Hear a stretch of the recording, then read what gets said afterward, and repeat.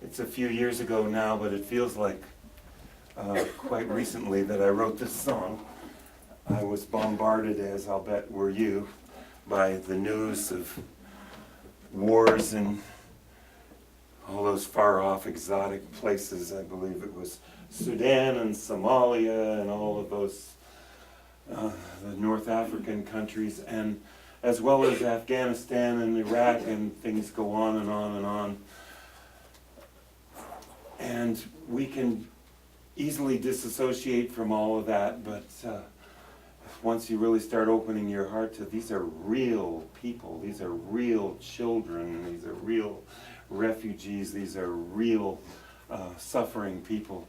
The largest mobilization of humans is going on as folks flee either devastating poverty or environmental devastation, as well as all the wars that we make. And I started to write a song, trying to write that, and then I thought, I've already written this about 5 times, anti-war something, let's stop warring each other and everything. And I thought, well, there's something else in my head. And I have to say, even among my direct friends or people I know directly here in this privileged, abundant country of ours, I know people who live in a war zone in their own heads, in their own families. A song for all of that.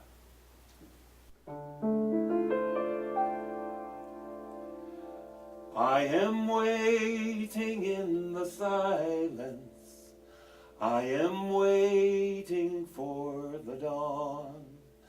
I am often found in reverence, though from many sources drawn. It is not mine to fight for justice, for it will not be won this day.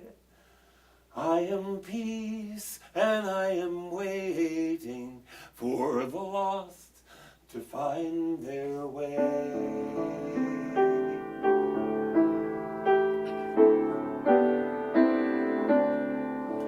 You'll not find me set in judgment of the vain or of the weak, but I rise to meet the weary with the solace that they seek.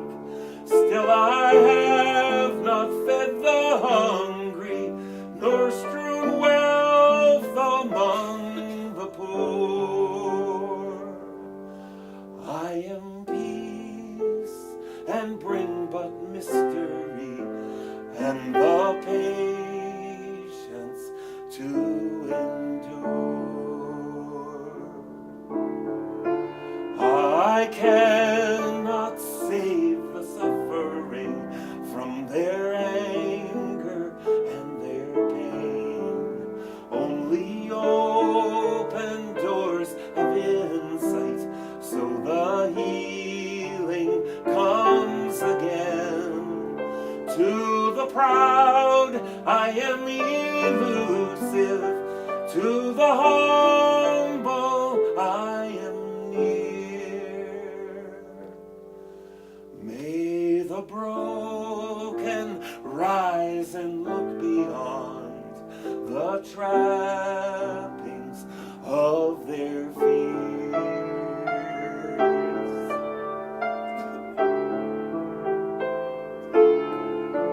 I am found among the seasons, autumn's death and spring's rebirth, as relentless their momentum as the turning of the earth.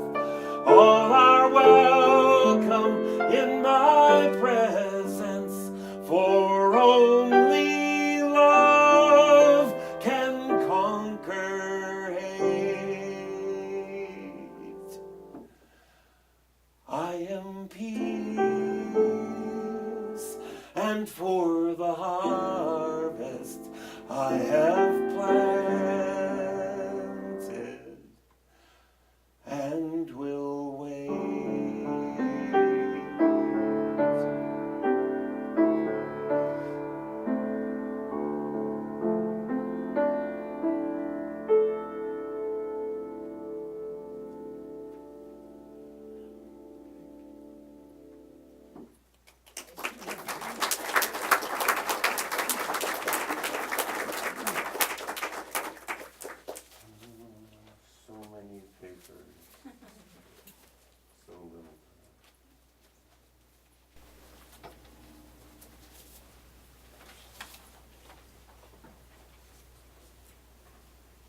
I drove here, as I do often when I go west from the middle of Massachusetts and I take 84, I go by Newtown, Connecticut, a town famous for what it would like to not be famous for. As now we know, Stoneman Douglas, or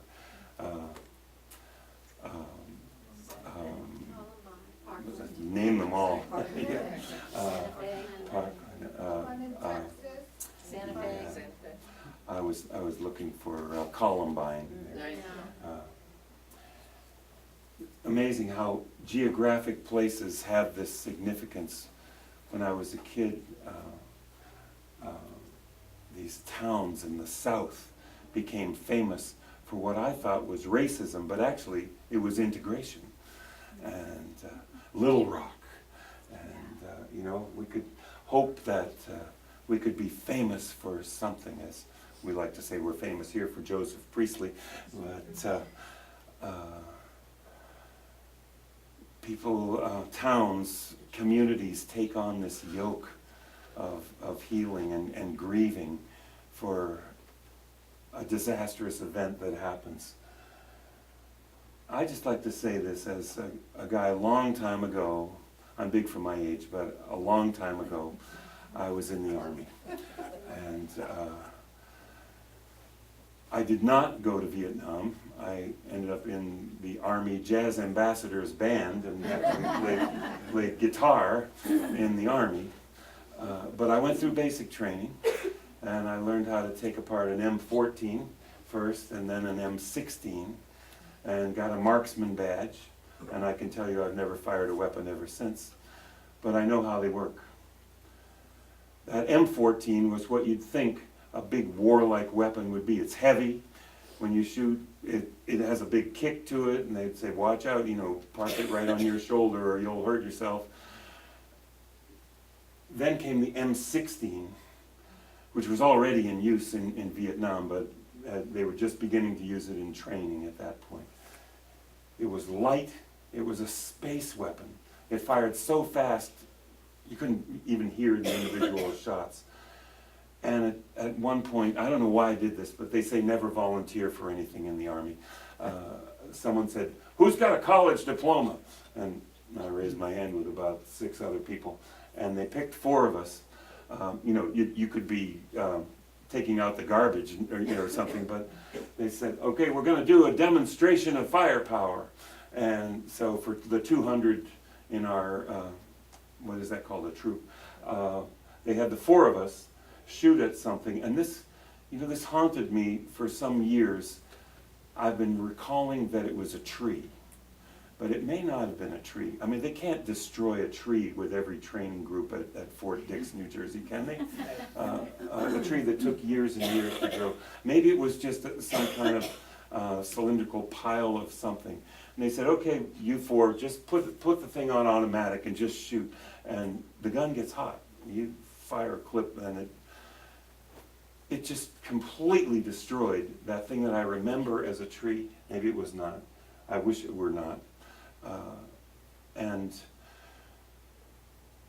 I got a tear in my eyes and went by Newtown that I read somewhere, someone said, it's a good thing we don't see the pictures, because little children, this gun is not just to plug you, shoot you. This gun blows people up. No one should have this gun. I do not trust you with this gun. I don't trust anyone with this gun. If you happen to have a gun here, don't tell us. But we are a little worried about that, and we need to be able to trust whoever's carrying these weapons around. You're not allowed to have a grenade. You're not allowed to drive a tank down the street. So I'm not a guy who says to my Native American friends that are hunters for subsistence that, you know, I'm not the guy who wants to take all your guns away. But we got to draw the line somewhere. This is not something anyone should have. And I'd like to say we shouldn't have war, but we definitely should not have it on the streets. And this is the weapon for that half a century now, since I was in the Army, that is everywhere. Terrorists have this weapon all over the world. They also have the Soviet, I lost the initials, AK-47 is, the M16 is also called, anyway, these two weapons, everyone has them. Children have them in Africa, child soldiers. These teenagers who are taught racism and hate in Israel that shot 60 Palestinians last week and injured 2,500 people. This is not something we should trust anybody with. And I don't mean to come and once when I was describing destruction that I will not describe for you now, one woman got up and she left, and afterwards she told me, that just made me sick to my stomach, I had to leave. I'm not trying to give you even verbal violence. I've dedicated my life after that experience with making war. I did not go fight in combat. I did fake combat, you know. But a number of people from my class, my peers, never came back. And one veteran will kill himself, usually him or herself, this hour. Just about every hour of every day, a veteran is committing suicide. A lot of times with a gun. 100 people a day die from gunfire. A lot of them accidents. I used to subscribe to a newsletter, an email newsletter that finally I said, no more of this. It's just ridiculous and almost and in a dark humorous way or something. It's just beyond belief the ridiculous things people do every day. Shoot themselves in the leg or go into a bar and shoot somebody by accident or, you know, do something like that. Or a child shoots another child. So on and so on. We must change the way we think about this. And I've posted the song on my website now, and I suppose I'm going to get trolls now. James Durst, great songwriter who left us a bit too soon a couple of years ago. I mean, he's no longer alive. Wrote this song 20 years ago, and I updated it. He had a line in the song, "Not another gun for another damn fool." And I thought, that does not contribute to the discourse, to call somebody a damn fool. There are people who have very different ideas than I do about weapons, and you hear them on the radio all the time. Interviewers are finding something, well, I grew up with guns, and so on. I get that, but I have to register my car, and I have to pay a lot of car insurance, because that's a dangerous thing, that car. So I don't have the answers, I'll leave that to you, but here's the song. Well, we need more food for our hungry ones. It takes a lot of work to get the job done. We need a greater harvest by the tons and tons. What we don't need is any more guns.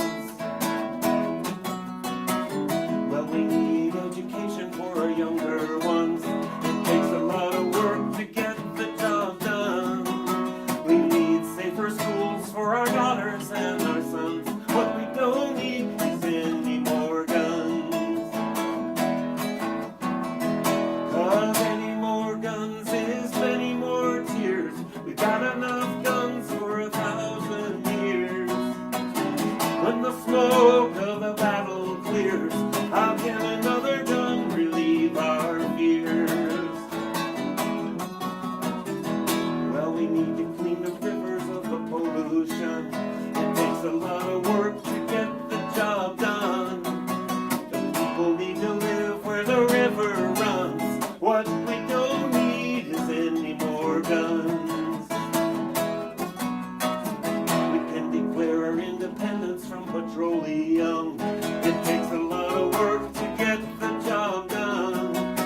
to harness up the power of the water, wind, and sun. What we don't need is any more guns.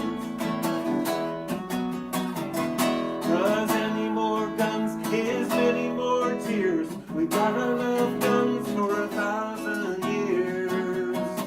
When the smoke of a battle clears, how can another gun relieve our fears? 'Cause guns don't hammer and guns don't saw. They don't help build anything at all. They can't help a seed grow tall into the sky. They only make people bleed. They only make people die. With more guns you see violence increase. 100 deaths a day, how can we find peace? We can stop this here, we can stop this now. This loss of innocent life must cease. In our shopping malls, theaters, churches, and schools, let's make gun-free zones the rule. Save our children from wars and accidents too. The solutions are known and nothing new. 'Cause any more guns is many more tears. We've got enough guns for 1,000 years. When the smoke of a battle clears, how can another gun relieve our fears? What we don't need, what we don't need, what we don't need is more to divide us. What we don't need is a climate of fear. What we don't need were lies told to us. What we don't need, let's end this here.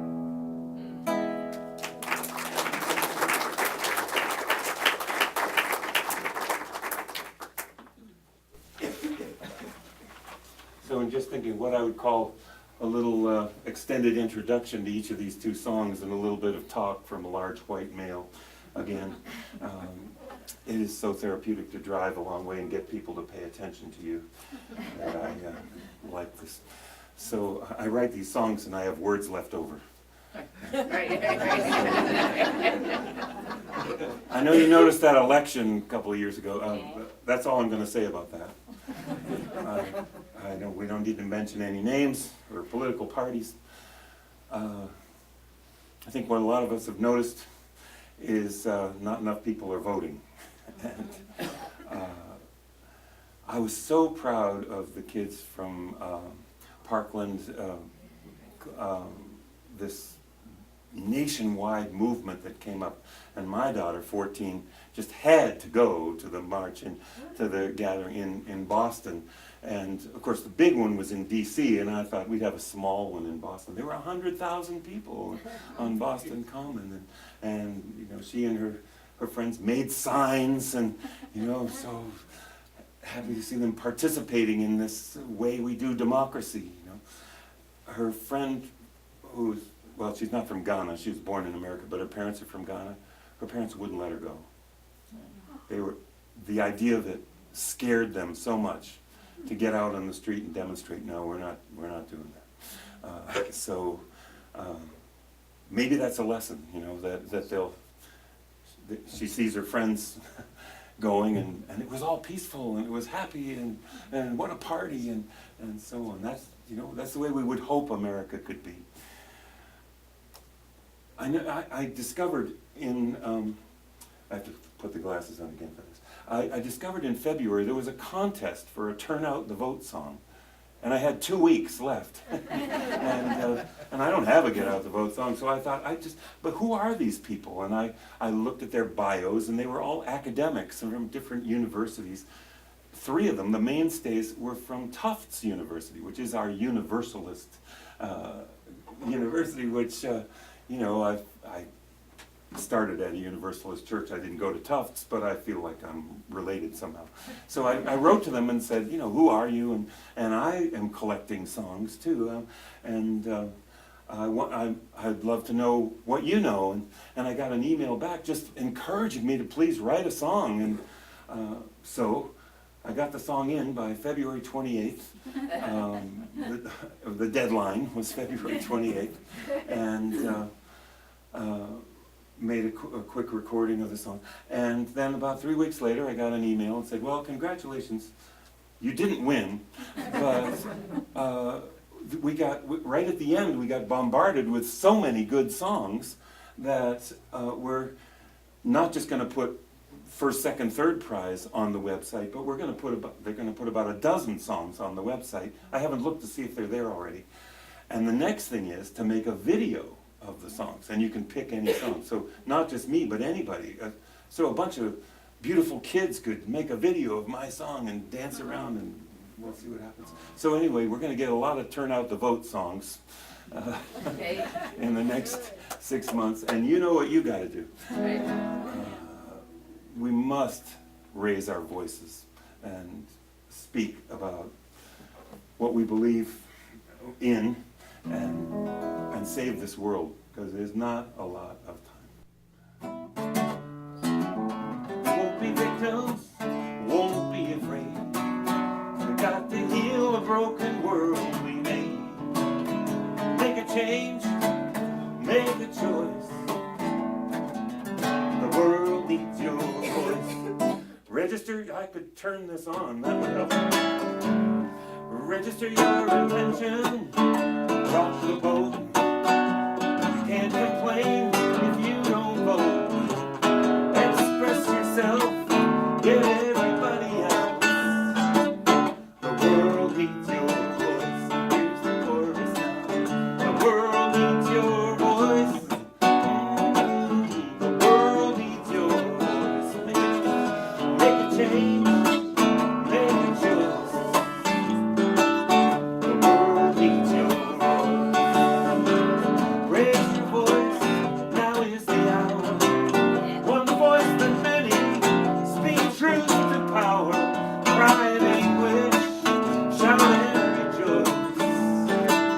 The world needs your voice, you can sing with me. The world needs your voice. The world needs your voice. Cry in anguish, shout and rejoice.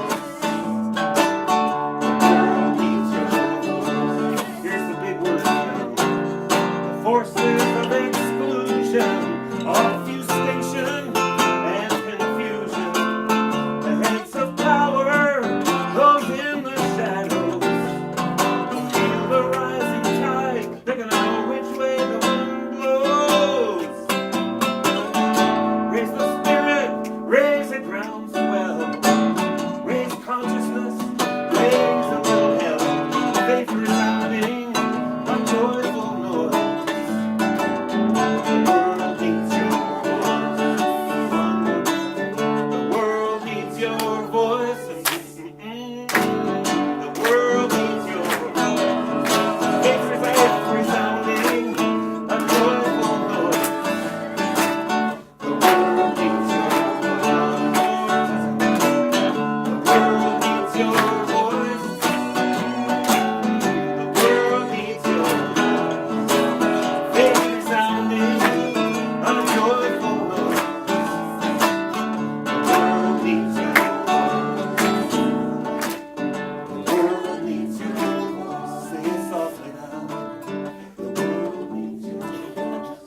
Sing it louder.